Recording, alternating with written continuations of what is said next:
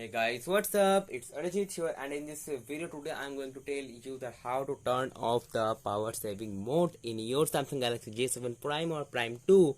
So now without wasting any further time, let's get started.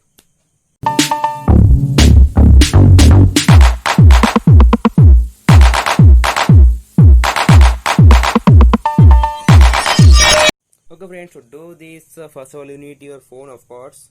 Then swipe down and here in the notification, in the control center or control panel, there is an option called power saving. You have to press and hold it for 1 or 2 seconds.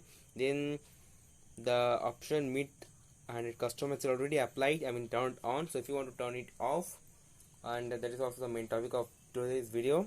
So okay, simply click on it and just select these options, and it's a bit complex, so better to do like this. Swipe down the control center notification panel. You just have to click on it and the power saving mode will be disabled. So okay, so now it is disabled. So that is all in this video. Hope you enjoyed it, and if you're new to my channel, don't forget to do like, share, subscribe, and follow me now on Instagram. Link will be given to you in the description and as well as in the about section of my YouTube channel. That's all in this video. Hope you enjoy it. My name is Arjit. Hope to see you again, all of you, in my next video. Take care.